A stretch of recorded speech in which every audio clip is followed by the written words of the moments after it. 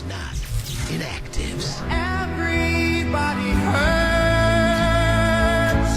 sometimes.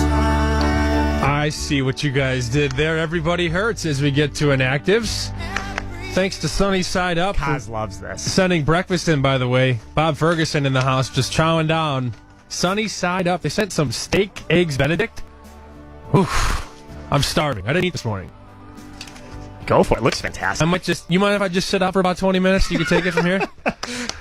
Let's get to the inactives here as they started to pop in around 10:30. I think we have a good idea for the noon game, so I'll turn it over to Brian Beto, who has a list of guys that are either in or out. We'll start with in, as in they are playing today, and Greg Olsen out in New Orleans for the Carolina Panthers will get the start. You may want to get him in there against the Saints pass defense. Rashad Jennings, you heard Todd Furman already. We mentioned earlier, he is in for the New York Giants, and you want to get him in as well at the Tennessee Titans. Justin Forsett, we asked Mike Wilkening. He was still kind of a game-time decision, but was expected to play. He is going to play. Jordan Cameron was a big question mark. He's been in and out of the lineup all season. He will suit up, and he will play against the Indianapolis Colts today, and I know Mike Wilkening really liked that matchup if he was in the starting lineup, so make sure to get him in if you have a good opportunity.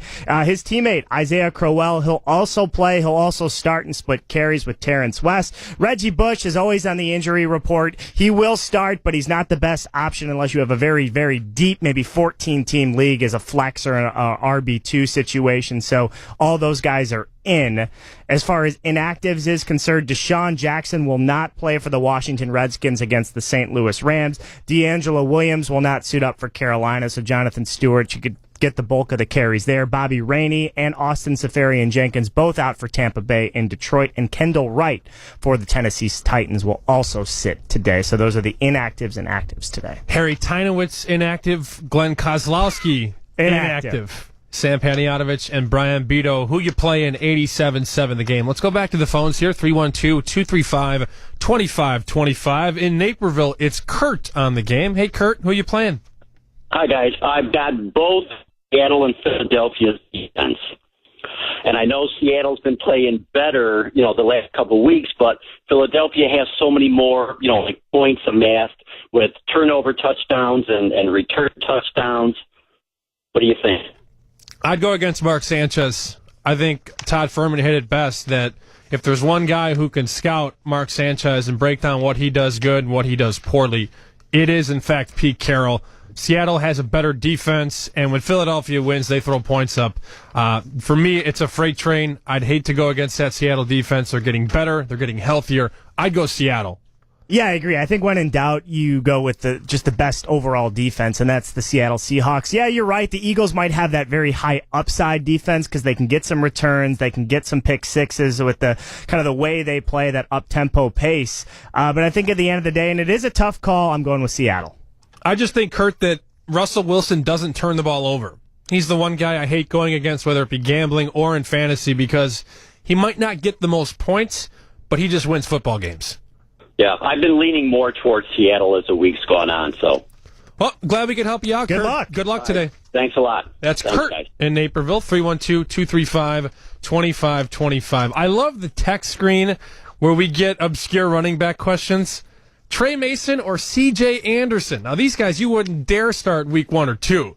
But when it gets down to the nitty-gritty and it's December 7th and everybody's banged up, you got to go Mason or Anderson. You seem to be pretty high on C.J. Anderson. I like C.J. Anderson. Like I said earlier, the Broncos, ever since losing in St. Louis, have toned it down a little bit, and they've decided to run the football. And C.J. Anderson has excelled in that role as the lone guy in Denver. I know you have Jawan Thompson out there too, but with Hillman out, Monte Ball out, I like C.J. Anderson. I don't think you can necessarily go wrong with Trey Mason. However, the Redskins' defense isn't very good, but their rush defense is significantly better than their pass defense. So if I had to choose, I would go with C.J. Anderson. 773, Alfred Morris, Frank Gore, Jonathan Stewart. Who's the odd man out? I have to start Morris because he gets the most carries. Yep. Gore, I have on my own squad. He's been disappointing, but I can't play Jonathan Stewart. I just can't do it. I'm with you. I know Jonathan Stewart's getting a lot more carries because, as we mentioned, D'Angelo Williams is out. I still think Frank Gore is slightly the better play here. Stewart doesn't find the end zone, though. 2 touchdowns this season, that's not sexy for me. Carolina doesn't find the end zone. And when they do get down there, they put in Tolbert in the pass or Cam Newton just keeps it. Yeah, I'm not with you. I'm not with you on Jonathan Stewart 773. I'd cut him from my team, let alone start him. I'd kick him to the curb. You do not like the Carolina Panthers. I am not a fan. Bad quarterback, bad team. I love Chico, love the head coach, but that's a bad offense. The defense keeps that team in games. So if you have the defense, that's one thing. But Jonathan Stewart and their offensive line is just brutal. I got to start 2. Jeremy Maclin, Mike Evans, DeAndre Hopkins. You know I'm high on Mike Evans. Yep. And Jeremy Maclin has kind of slid now that Nick Foles is out because Mark Sanchez throws to Jordan Matthews the most. So maybe I go Hopkins and Evans. Yeah, I think I agree. I think it's a difficult matchup for And I have Maclin, too, for the record. Yeah. I have him. He hasn't been very solid lately. And obviously Seattle, they have Sherman out there, and they have a very strong pass defense. I tend to lead DeAndre Hopkins. He had a great week last week. He's got a good matchup against Jacksonville. You're for sure. You're right. You for sure play Evans. I would also go with DeAndre Hopkins. It just seems like Fitzpatrick likes Hopkins more than Andre Johnson. Last time around, Matt Schaub threw all the time to Andre Johnson. This regime, Bill O'Brien, loves the speed with Hopkins. I think you have to play him, and Mike Evans is just tearing it up. He gets better every single game. So I would leave Jeremy Maclin out, which pains me because he's on my squad, but I've actually benched him the last couple of weeks. How's he responding with that? He's okay with it. He's all right with it? We had tea and crumpets. He's all right. He needs to be better, and he's acknowledged that. Good. 312-235-2525. We'll talk to Mike Wilkening again in about 20 minutes. We'll get our picks later on in the show at 11:55. Those are sponsored by Fenfer Gems in Wilmette. It's Sam, it's Beto, in for Harry and Kaz. Who you playing? 87-7 the game.